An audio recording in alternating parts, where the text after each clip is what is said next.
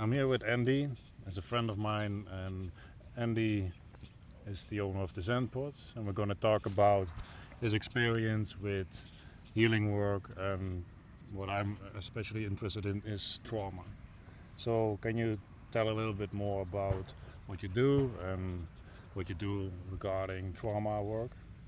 Yeah, okay. So I've been doing this now for a few years and been dealing with all kinds of peoples with all kinds of conditions, I suppose. And Yeah. one of course, trauma.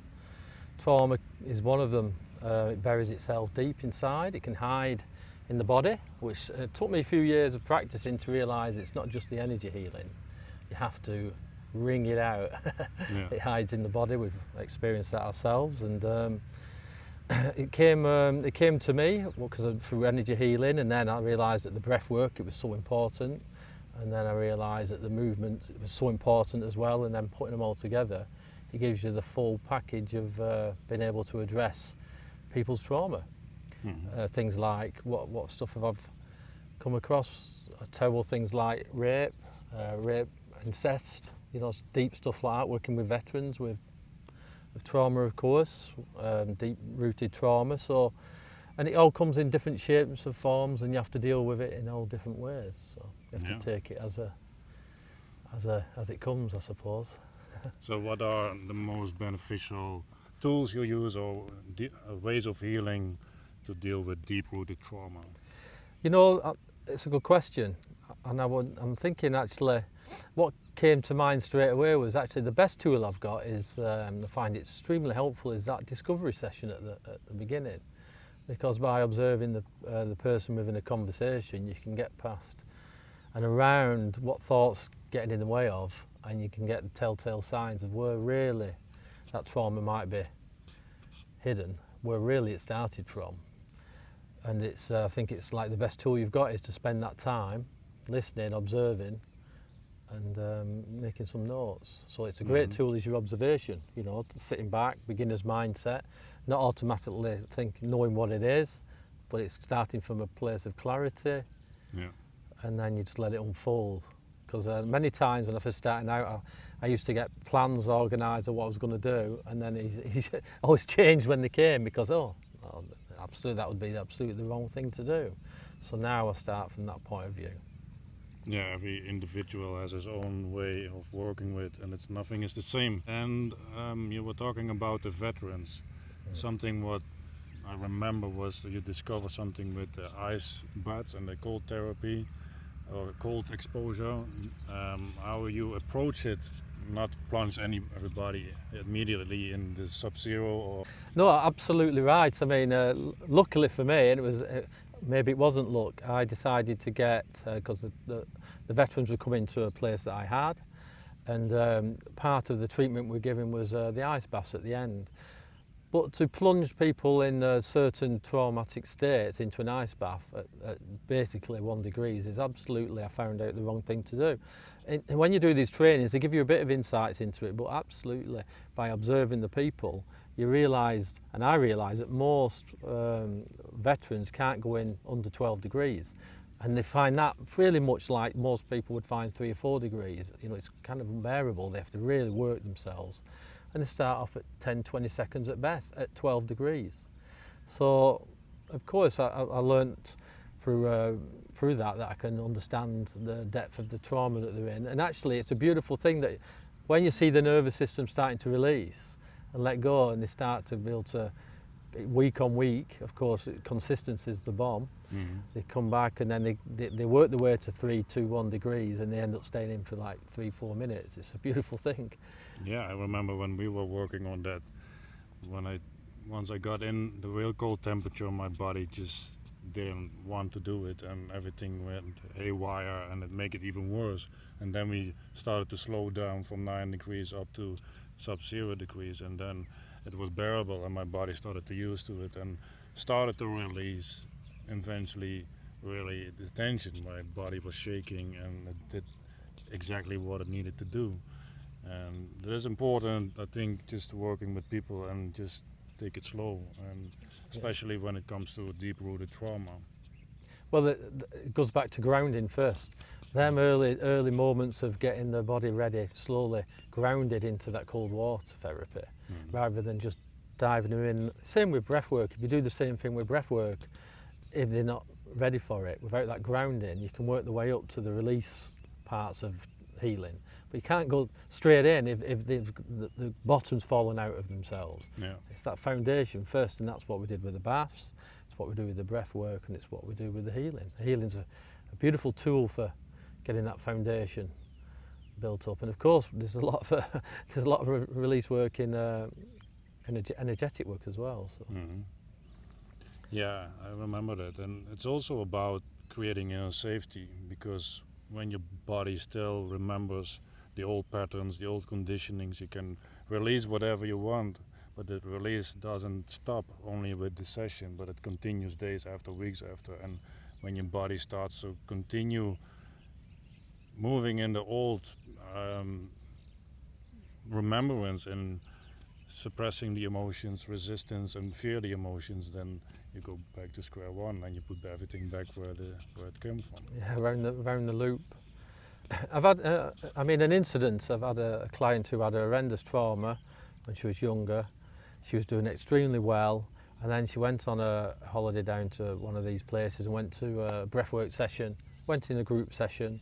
They did this trauma release breathwork, and she just wasn't ready for it. She was still holding in this short breath. People find, like, when they freeze in a freeze state, when there's a trauma, they're not ready to go into the breath yet. They haven't found trust to be in that breath yet. So they it's absolutely the wrong thing to do, and it's sent her in a spiral. It was terrible for her, and that's why you've got to be very careful when you're doing these heavy sessions just for everybody, because it's not one breath fits all at all. It can be you can leave people in a bad way. Often makes it even worse. That is what I've experienced in more than 22 years of doing trauma work and healing, and I've been in a period that certain healing sessions even made it worse, and I go deeper into all the darkness, and it's really difficult to customize and take it slow with clients to do the right thing with have the right approach of trauma release and trauma healing. But patience is a virtue, isn't it? Yeah. So it's quite lacking in a way, because we've kind of got used to a quick fix plaster society of taking a pill to numb the pain, but it's not cleared. It's not cleared it. It's just masked over the top of it. Yeah. So with your deep healing session, especially trauma, it's not a quick pill. It's a slow working process that to really clear it.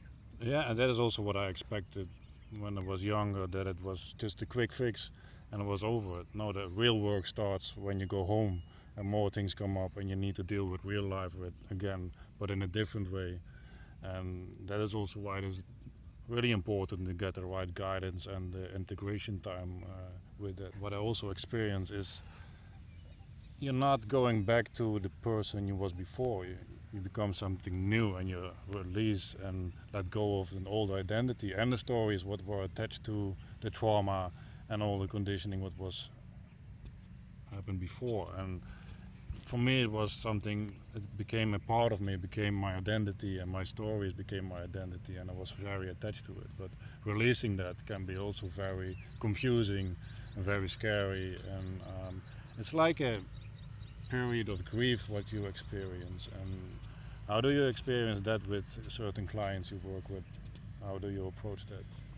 It's a very deep subject, to be honest, because when you go looking at dying while you're still alive, which is what you're talking about in a way, you die into this image of yourself. People, first of all, have got to realise that they're conditioned into an image before you even think about having to let it go. It's like, I am the condition of the society that brought me up, that's conditioning me, whether it's religion, politics, schools, observing people around you as you're growing up, that build this image of who you think you are. Yeah. And it's actually coming to a point of realising that alone is quite a deep meditation before you can start to let it go. It's a process. Normally, that's why you probably find a lot of times people hit the bottom, rock bottom in life, and that does a lot of the work for you because it destroys you. Everything falls away. It destroys that image. So it really does. A lot of people begin the healing journey and even go into healing after they've had some life-changing experiences, because it does smash that image to pieces. I remember I've been through that many times, that just your whole life started to fall apart until you're only left with yourself, and even all the identities, belief systems and things you thought you will be just slowly strip away until you come to yourself and have no way to hide what's still left there and still need to let go of.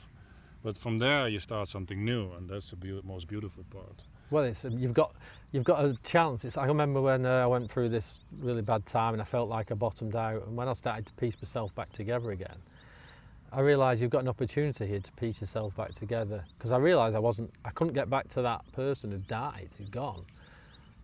But I still had the trauma in the body though, hiding away. But I couldn't go back to that person I was before. I realised actually you've got two ways you can go. You can go that way or this way, as a point of rebuilding yourself in a different way, without a load of conditioning. Can I remain free from the conditioning? I'm going to recondition myself in a different way. It's a very tricky little thing, because you get kidded all along the way that you're doing the right thing. Ego, you know. Yeah, the ego, and there's also the ego separation, or the ego death, what they say, but I don't believe in ego death. But you're breaking through the ego, and what you also just mentioned is your trauma got stuck in the body, and that is also something what I discovered what is really important. You think you did all the work, you didn't think you did all the emotional and mental work and energetic work, but you're still repeating the same patterns and same cycles in your life, and that is also what I discovered, that I needed to go deeper, because it was all stored in my nervous system and in my fascia and my cells, and it has so much effect on how you perceive and create your reality, and how life and how I respond to life, and how I got stuck in the same patterns. And once I start to work with that and release these conditioning and patterns and trauma out of the body, then everything started to change, and also how my reality and how I created my reality changes. So how do you experience that, maybe with yourself or with clients that you work with? Well, I've started to notice, the deeper I go into the practice, the inside, when people talk about the reflection of the outside is the reflection of the inside, I can actually kind of feel and see it now, because I realise what's happening in my life outside, I can kind of sense it in my body. So if I'm like getting too emotional, if I'm feeling, let's say for instance I'm in a bit more fear, I start to feel fear more than I normally do. I know there's an issue down in my kidneys areas, and I get to work on my qigong area, and I look at why that's causing, you know, because of course I do it for a living, but I work out where that deficiency is in my body, and I can start to work it out. You can feel it with a bit of pain somewhere, your shoulder starts to hurt again. So you get the signs of how you are reacting on an outside world, and in the outside world you can feel it on the inside, and you can do something about it with the tools we talked about, by working them movements, whether it's twisting it out, wringing it out, stretching it out, whether it's something in the liver. I'm feeling a bit angry, I'm getting angry, so there's probably something stagnated in my liver that I've got to move away, because that creates a rise in anger. So it's mirroring outside. If something's triggering me that normally doesn't, it's something within me that I have to work out. And through my, I know it sounds absolutely unbelievable at times, but I know it to be true because I've done the work. It's within, it's within the practice. When you can see it, feel it, do something about it, change it, it doesn't manifest into something worse, and you can calm yourself down really quickly. Yeah. It's amazing. Often it looks like certain situations come back to test you and see how you respond to it in a different way once you've been healed. Yeah, well, the world's your teacher, isn't it? Yeah, and that's how you can see how much you have been healed, or still how much work you have to do. I've had some beautiful teachers in my life. I tell you. Yeah, when you look at it that way, you can laugh about it, and it's easier to let go. But yeah, there's I look at the beautiful teachers that have taught me a lot of things about myself that's really helped me move to where I am today, which is, I feel, is in a pretty good place.